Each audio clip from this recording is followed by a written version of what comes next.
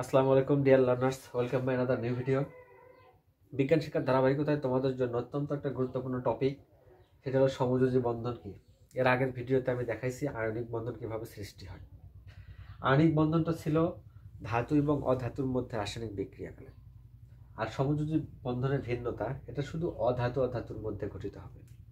তাহলে আমি বলছিলাম ধাতু ইলেকট্রন ত্যাগ করে অধাতু ইলেকট্রন গ্রহণ করে, কিন্তু এখানে দুইটাই অধাতু। তাহলে কি ঘটবে?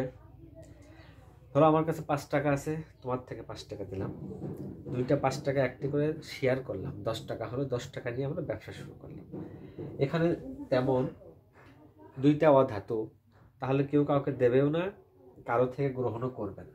তাহলে কি করবে? দুইটা অধাতুর মধ্যে রাসায়নিক বিক্রিয়াকালে প্রত্যেক অধাতু পরমাণু একটি করে ইলেকট্রন কি করবে? শেয়ার করবে।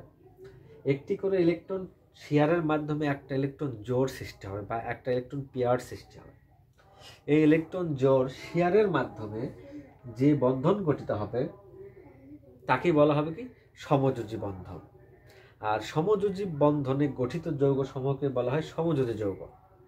সমযোজী যৌগের বৈশিষ্ট্য সমূহ আয়নিক বৈশিষ্ট্য অপেক্ষা ভিন্ন, এবং তার বিপরীত আয়নিক বন্ধন অত্যন্ত শক্তিশালী, আর সমযোজী বন্ধন আয়নিক বন্ধন অপেক্ষা কম শক্তিশালী। আয়নিক যৌগগুলোর গলনাঙ্ক স্ফুটনাঙ্ক উচ্চ ছিল, অনুরূপভাবে সমযোজী অণুগুলোর গলনাঙ্ক স্ফুটনাঙ্ক অনেকটা নিম্ন। যেমন হাইড্রোজেন অনুগঠন সমযোজী বন্ধনের মাধ্যমে।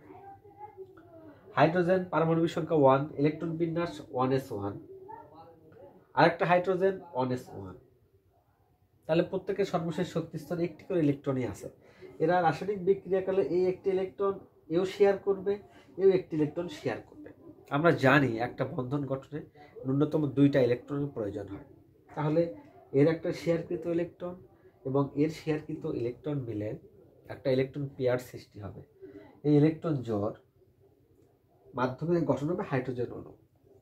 আমরা একটি হাইড্রোজেন পরমাণুর ইলেকট্রনকে ডট চিহ্ন, অপর একটি হাইড্রোজেনের পরমাণুকে আমরা একটা ক্রস চিহ্নের মাধ্যমে প্রকাশ করলাম, ক্রস।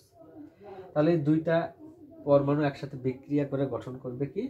হাইড্রোজেন ডট ক্লোজ, এক জায়গায় একটা বন্ধন গঠন হবে কি? হাইড্রোজেন অণু। অনুরূপভাবে হাইড্রোজেন কি? অণু গঠন হবে এইভাবে, এর মাধ্যমে। আশা করি বিষয়টা বোঝা গেছে। Thank you very much.